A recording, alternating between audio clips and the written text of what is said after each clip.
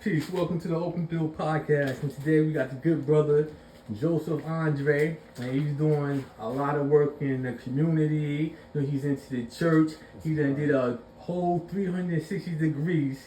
He went from doing negative to positive. He's going to be ministering his truth today in Asbury Park. That's right. So if you're in the area, he's going to give you the information on where he's going to be speaking at, what church he's going to be at, and how he changed his lifestyle from negative to positive. So we're just going to do a quick little interview with him so he can let the people know how they can get in contact with him, what are some of the things he does in his church, and how he made a complete 360. Complete. So tell the people a little bit about yourself. As you know, my name is Joseph Andrade. A lot of people, they know me as Basim, but I'm still me. I'm still who I am. I'm just a person that's just grew up, man, and just got a whole different state of mindset. You know what I'm saying? And that's basically it. Joseph Andrade. Everybody know who I am. Know what crew I came from. So how was it growing up in Asbury Park and Neptune in your era? Well, I was born in 71, so you know what I'm saying? So I started running the streets around like 1985. And, coming out of Asbury, Neptune era, it was rough. It was rough, man, you know what I'm saying? And, I grew up, got, knowledge of self in 1985. So, back then in that era, if you didn't know your lessons, something could happen to you. So, so you had to, live according to what mathematics was. And so this is what made me sharp today because, I know that you can't be a lip professor about different things. So that's what made me who I am today.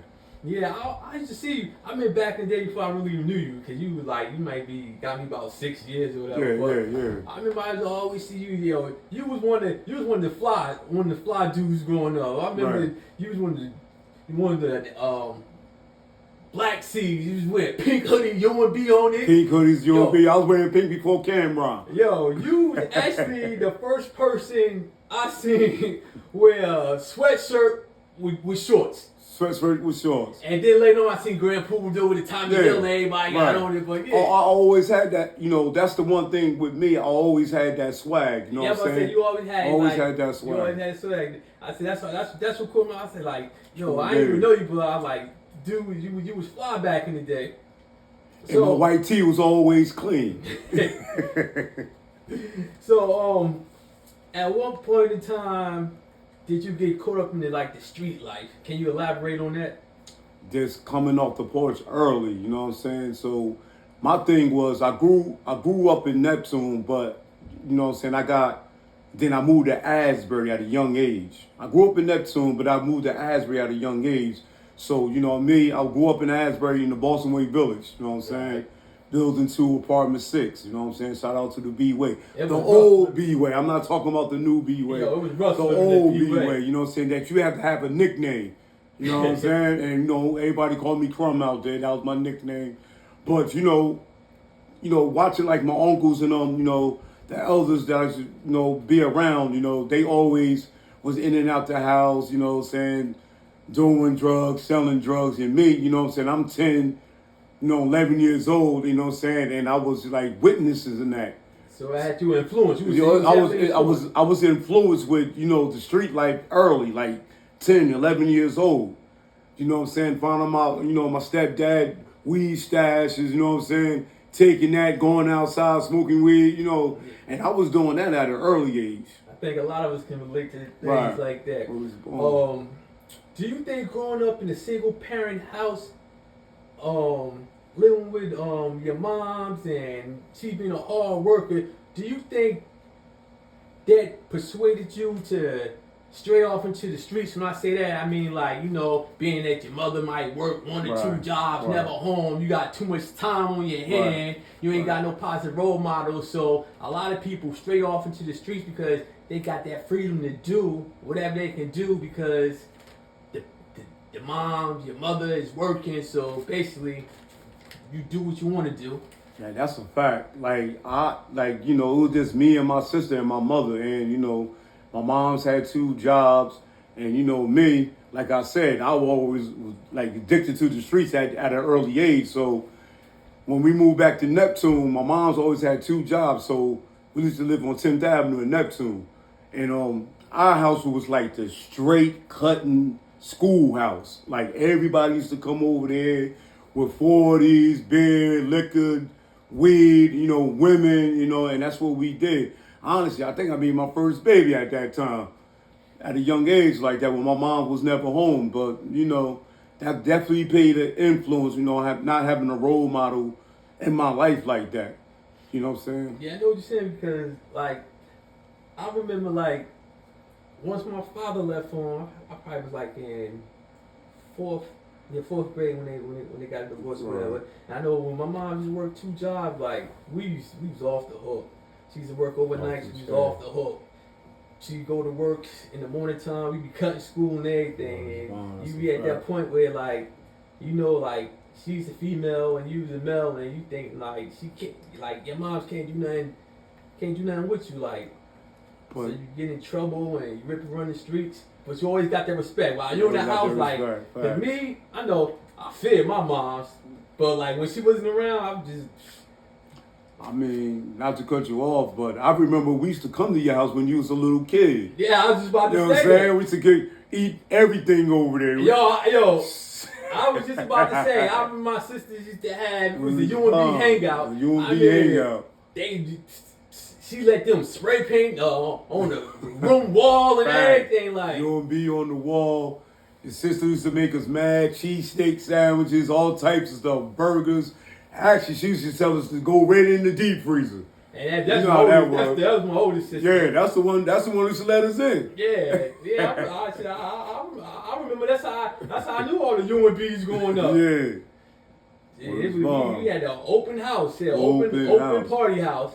And that's how my house was basically like. Everybody used to cut school at my house, or we used to go to Bondi House on 9th Avenue. 11th Avenue. 11th Avenue, I meant to say. Foley House. Foley, rest in peace, Foley. You know what I'm saying? He was a little infant at the time. We used to go over there, bring women all over there. You know, regular hood stuff. And you know what's crazy about it, thinking about it?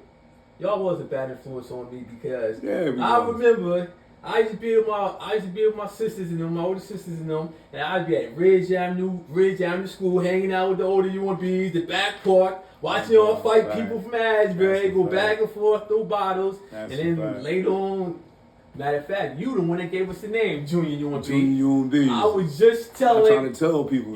I was just telling IG that. I said, you know how we got that name? I said one day we should be fighting the B-Way boy. They used to call themselves the ninjas. I remember that. And one day we was throwing bombs back and forth about something like, nah, Junior UNB. And that stuck with us. Stuck with y'all, word is long.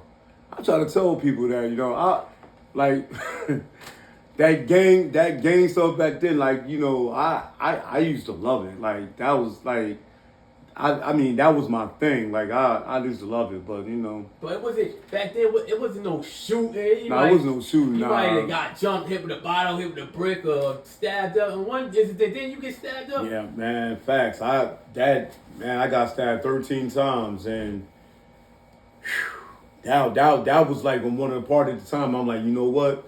This is real out here. But I recovered from that and it just kept on going, you know what I'm saying? So basically you thought about it for a while, but your heart wasn't really in changing, so you was back at it. Back at it. Full effect. So at one point in your life you got incarcerated. Can you elaborate on that? So I mean, like what big? Like I did a couple of them, you know what I'm saying? But you know, me incarcerated. Well, my first big was in New York. Because, you know, back then, you know, like I was like going up to New York for people, you know what I'm saying, this and that. And then I got caught out there in New York in 1991. That was my first bid. But I came home. I came home. They let me home, but I never went back to court. Okay. You know what I'm saying? And then my dumb self went back to New York, kept going back and forth. No, they don't know me. They're never going to catch me. Then I get caught again, like in '93. So then now I'm in New York jail. I had to do it like a 1 to 3 or something like that. So now I'm like, yo, I can't believe what's going on. So now this is my first test when, you know what I'm saying, I got locked up on Rikers Island.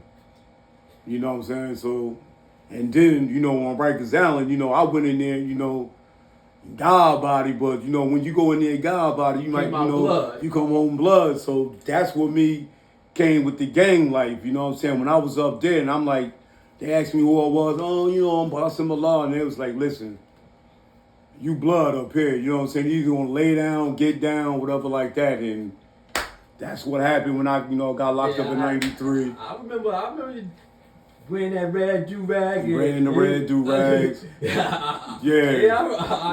up, you know what I'm saying? And like, you know, and being locked up in New York, a lot of people don't have no history like that. Like, I don't know what about the Bloods around here, but I'm just saying, for me, that, you know, I came, you know, like I came around up there in 9-3, and that's when they had the, you know, the 9-3 gangsters and all this other stuff, you know, Billy Badasses and stuff like that. And what happened was, like, you know, one of the OGs up there, I think his name was OG Deadeye or something like that. I was like locked up with them, and you know that's who, you know. So after, but I tried to come home with it around like 95 or something like that. Everybody looking at me, looking, I'm crazy. Get that shit out of here. Yeah, so you know the guys wasn't having that. But so basically, I was like, I was just gang banging when I was in jail. You know what I'm saying? So because that's where it was at in New York, you know, Jersey. There was no Bloods around there at the time. I probably think Adam Bomb or somebody, but there was no Bloods around here at the time. So everybody was looking at me like I was crazy. So after you came home from Rikers Island, did you change your life around then, or was it back to the streets? It was back to the streets. It was just straight back to the streets, you know. And so when I came home, it was like the same thing. Like, you know, I didn't learn anything, especially in New York, Judge. You're not gonna learn anything because in the New York jail, it's basically like gang banging, and it was mad drugs on the island. So it was straight to streets because we were wearing our regular clothes, jewelry, whatever. If you can wear your jewelry, you know what I'm saying, and it was crazy because there was some, I'm like, you know, I ain't gonna put no brother's name on the spot, but it was some brothers like from our hood, Asbury, you know what I'm saying, up there in New York, claiming they was from New York, you know what I'm saying, because they was scared like that, you know. Yeah. It was only a few of us rep, like me, Little Rest in Peace, Now Love, people like that, you know what I'm saying, so. So you came home, said you was back at it in the streets again. You caught another big. Yeah. Matter of fact, me and you. Yeah. You started hanging out in 9-6, 9-7. Oh, 9-6, 9-7. We started hanging out, and it was an incident where me and you, we both got caught up, caught, you know what I'm saying, caught drug charges, did bids, whatever. And you came home from that. Was that the last time you was incarcerated? Nah, that wasn't the last time. See, because I was still young, running, like, I was still young and dumb. Like, no, me, I had the mindset, like, I get locked up, I'll do a couple years, I'll come home, whatever like that. But, you know, my last bid was in 2011, and that was my shortest bid, which was a 3 flat. And let me tell you something, that was the hardest bid that I ever did. Because, you know, like, I'm getting older, and I'm getting wiser. You know what I'm saying? Then, you know, I met my wife, who was my girlfriend at the time, and, you know, she you know, and she was a church girl. Okay. So she told me straight up, this is my first bid and my last bid. I don't do stuff like this. You know what I'm saying? So is that when you made a positive change in your life? That's when I made a positive change. When I came home in 2011, and I mean, I was dipping dabbing a little bit. But it wasn't to the point that, you know what I'm saying, see what happened was I started leaving people alone. You know what I'm saying? That's what I did. So it was just me and her. So And then it's crazy because I took her out of her element, what she was doing, you know what I'm saying? So now she's basically following me what I was doing, you know what I'm saying? But it slows down, a lot. And I just made, but you know what's crazy was? The reason when I really stopped getting locked up because people was calling me OG in there. Yo, and you know what I'm saying? I was just about to say? It become a time when you get incarcerated at a young age, and all the people like 30 and up, you calling them and then it become a time when they might start calling you now you and you feeling you out of place. You out of place. That took me out of place because, like I said, all the biz, I'm looking up to everybody else, like you said, calling them or what up, OG, and now then I get to the county, so I'm the dude to the county, and people like, oh, what up, OG, and I'm like, are you serious? You know what I'm saying?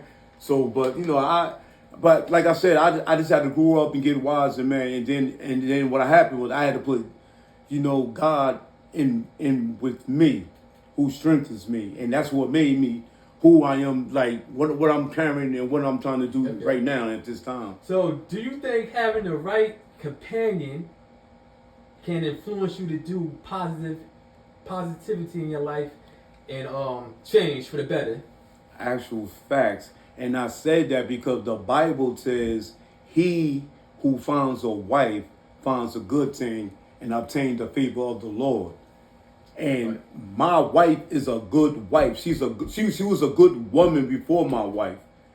And when I read that scripture and I broke it, it said, obtain the favor of the Lord. Like I don't know, the Lord had gave me her. I had to go search for her. You know what I'm saying? Yeah. And once I searched for her and I found her and I kept her.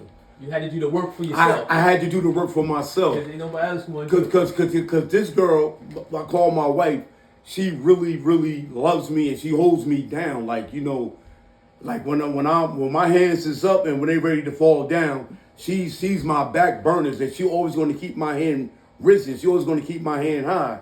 And she always, kept me like that. Because there been plenty of times I walk with my head down, and she was always put my chin up and said it's gonna be all right. And it's crazy. I remember when I was down in I think Atlanta. It probably was Atlanta, or it might have been Durham when I was living in 1-0. I mean, I just keep in contact with you, and I just tell you about different jobs. You like, trying to do that. And I remember your wife had sent me a message like, thank you, you want his positive. Right. Yeah, she always pick you up like that, and to this day she do that. So I mean the right companion can definitely put you on the right track if you slipping, or encourage you to do the right thing. Yeah. So, can you tell the people about what you got going on tonight?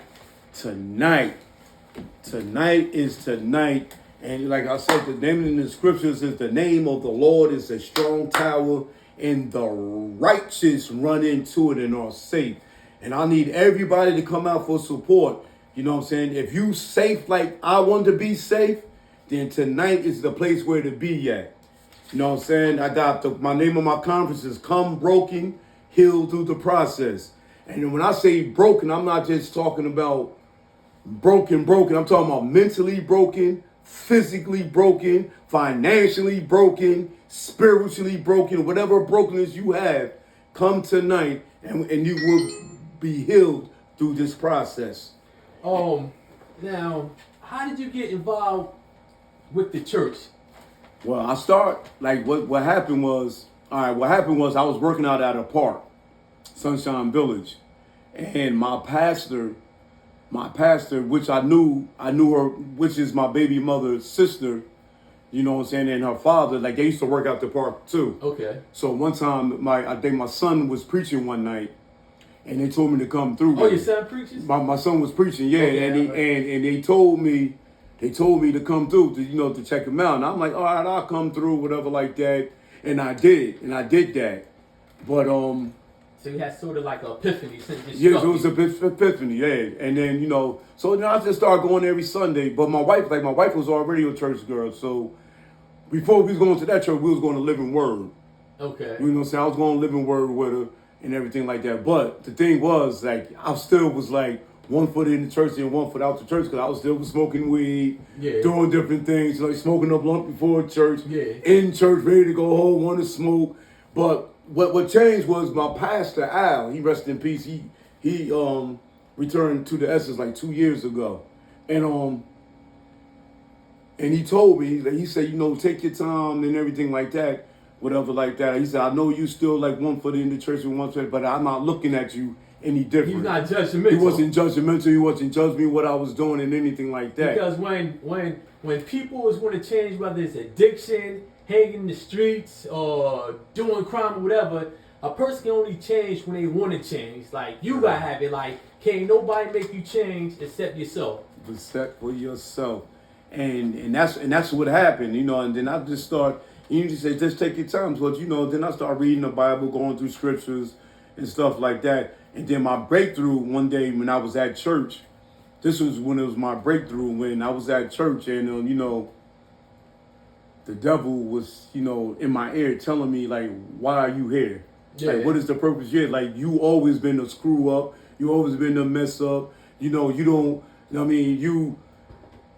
always been in jail. You're never going to get it right. You know what I'm saying? So, and for me, I had to prove the devil wrong. Yeah. Like, you know what I'm saying? And this is where I'm at. Like I said, everything is not peaches and cream. You know what I'm saying? I still got faults in different areas, but I'm still working on them. Yeah, well, we all strive for perfection. So strive for perfection. So, trials and tribulations. That's every day. So, could you tell the people the time, the place, where you're going to be at, the church that you're a part of? Now, the church I'm a part of is called Asbury Park Deliverance Evangelistic Center, and that will be on 905 Sewell Avenue, Asbury Park, New Jersey. Say it one more time. Asbury Park Deliverance Evangelistic Center Incorporated. So we call it APDEC. And we located in Asbury Park, 905 Sewell Avenue.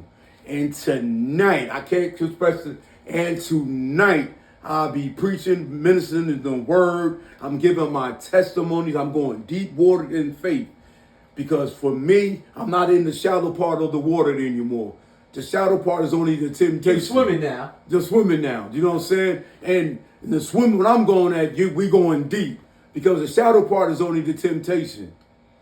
And if you want to hear the word, you want to hear the message, I believe everybody to come out tonight, 7:30, 7 o'clock, we're going to start doing prayer. 7:30 is going to be the worship. And then you truly honor me, Minister Joseph Andrade, will be coming with the word. Now, I see your hat. Can you explain that? I like what it says. Yeah. It said, don't judge my story by the chapter you walked on. So don't judge my story. You can't even judge my story. My story is my story. Your story is your story. But we all have a testimony. We all have a story. And this is where we come together as one and unified as the body of Christ and just try to, heal through the process. And yes, sir, Godspeed. Godspeed. Godspeed. For me, Godspeed is Godspeed in my journey. Like, it means like everywhere I go, I'm going to be protected. And God was always going to be with me. When I was in them crack houses selling crack, God was with me. When I was in my addiction, God was with me, and God is with me now. Yeah, that's what. So basically, you're going to be talking on your trials and tribulations, how you changed your life, and right. And like I said, the sermon called "Come Broken, Heal Through the Process." So, like I said, I'm breaking broken down mentally, spiritually, and and I'm sprinkling my testimony with that. You know what I'm saying? So, now, could you give some advice to the youth who might be in the streets, battling addiction, and the gang coaches out there may be thinking about doing something crazy or committing some type of crime? Like, what would you tell them? I mean, like, these young boys is hard-headed right now, but however, for me to evangelize to them, listen, the street is not what it is. It's only death, addiction, and incarceration. One of the three. You know what I'm saying? You keep living that life, you know what I'm saying? you know what dependency is. Either prison or jail. Prison or jail. Prison or death. Prison or death. It's either or. You know or what I'm saying? addiction. Because a lot of hustlers become addicted. So like for me, like like I go out there like on Saturdays and I feed like the homeless or the worthy people, and and I minister to a lot of young people out there. So some of them listen, try to come to the church, and some of them don't. But that's where I'm at, and what I'm saying, if anybody want to contact me, or what I'm saying, want to get the word, or just for me to be a mentor to you, because like I said, I lived that life. I know what it is, and honestly, I'm glad I got out of here early, because I know if I was still in the streets now, I don't know what could have happened. It's crazy in the streets. It's so crazy, and these young people, they about a rep. Yeah. So for me, okay, that's Basim. He been this, he been down. So you're not just getting that rep off of me. And then the thing about this, like, these young kids, they're catching bodies like they in a movie or something. They getting 30 years, 40 years, 50 years, never coming home. They going in 19, 18, 17, and they never coming home. And like, sad. Only if they had somebody to talk to. It's That's sad. why when I was talking to you earlier, you said you were thinking about putting a men's group together where Right. people of any faith can come talk That's a about fact. issues in the community and what they can do and how they can help out.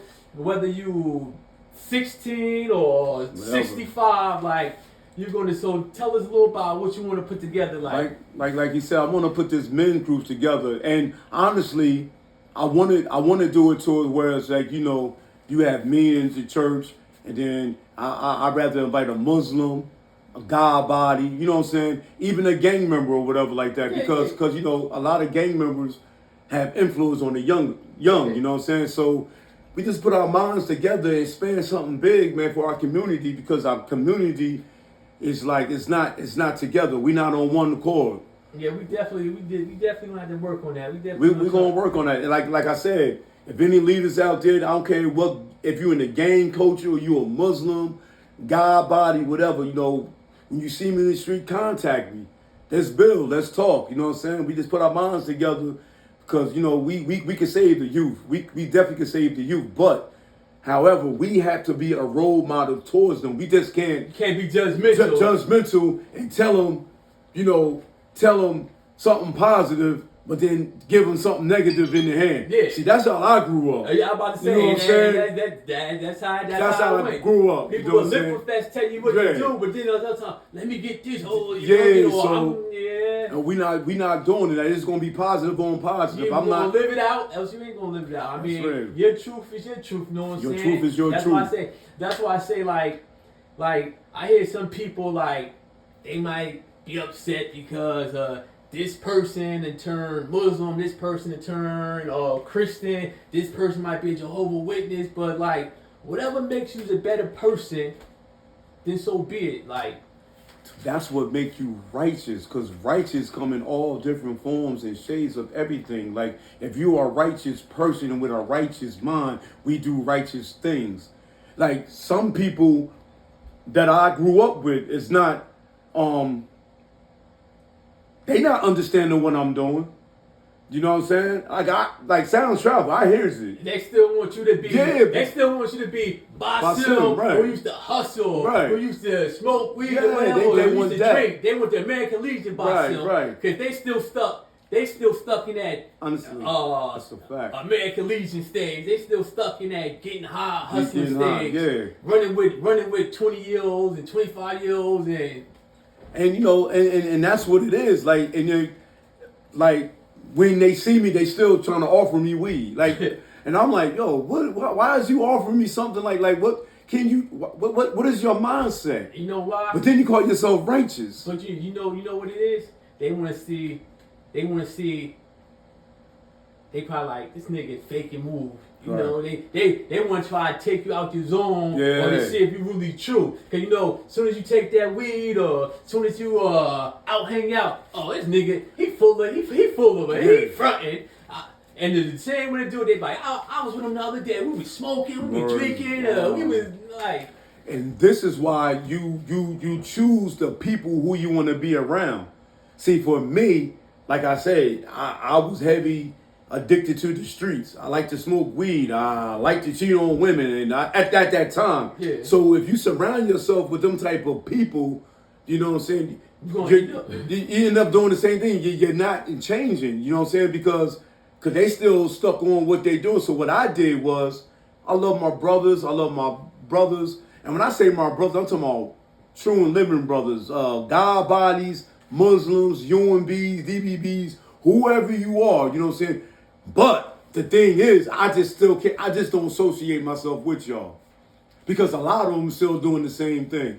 Like for you, we grew up together, you know, different things. Well, you know, I'm older than you, but your mindset always been positive.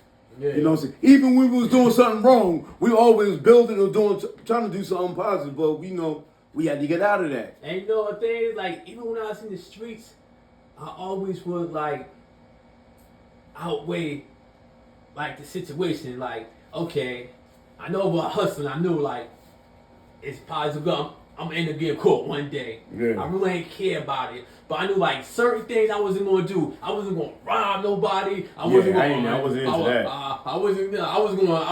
murder nobody. Like, you know what I'm saying? I just knew, like, I mean, like common sense, you know what I'm saying?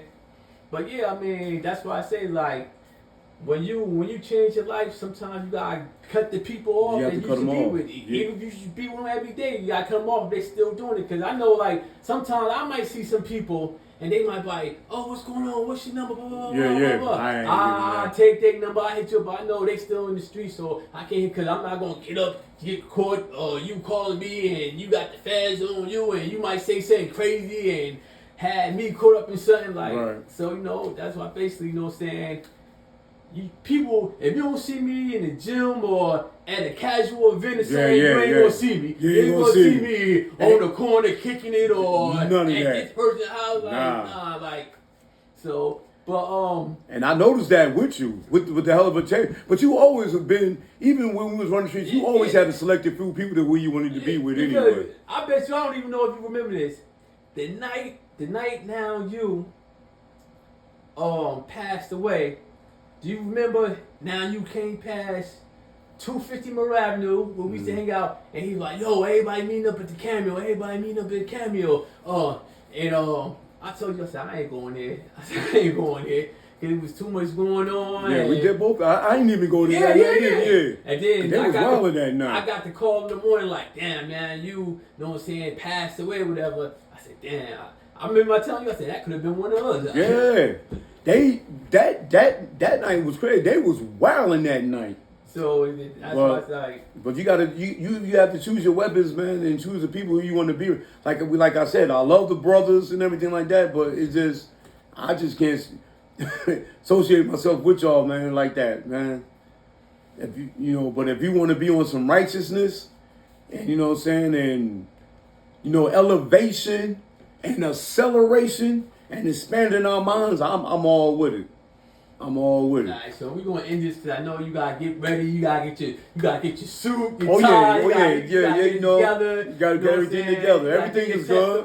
So thanks for letting me sit down and kick it with you. And appreciate it. I'm gonna post this on Facebook and YouTube. So tell the people again what time and how they can contact you and what days you go to church. God bless. I'm saying tonight. Asbury Park Deliverance Center on Asbury Park, where we at Sewell Avenue, 905. Prayer will starts at 7 o'clock. Worship will be at 7:30. And I should be on about 8 o'clock giving my word and my testimony. Come out, show out. If you want that healing through the process, tonight is tonight. So it's come as you are. Come as you are. And when I say come as you are, you can dress the way you want to dress. Listen, we looking for the brokenness. You know what I'm saying? Some of you might come in there with weed in their pocket. I'm trying to put that weed on the altar. That's what I'm trying to do. I'm trying to put that drug on the altar. I'm trying to put them cigarettes on that altar. I'm trying to put your past on the altar. Come through. God bless. All right, thanks. And I'll see you there. I'm gonna go there, come there, show you some support, and hopefully some of the other brothers that you grew up with or Neptune we see. If they want it, they want it. If not, you know what I'm saying? I'm only gonna appreciate those who want it, man. That's it. Cause it's a good thing. I'm proud of you. You know what I'm saying? You was one of my role models, even though it was negative growing up. You had the swag and everything. You know what I'm saying? I wanted to be like you, but you know, it's all good. Changes for the better. Changes for the better, man. Like I said, come out and show out. Yeah, you go to them clubs, you can come to church. You can go to the clubs after church. Just show support. That's all I'm asking. Show support. Show support. You know what I mean? With that being said, peace. Peace.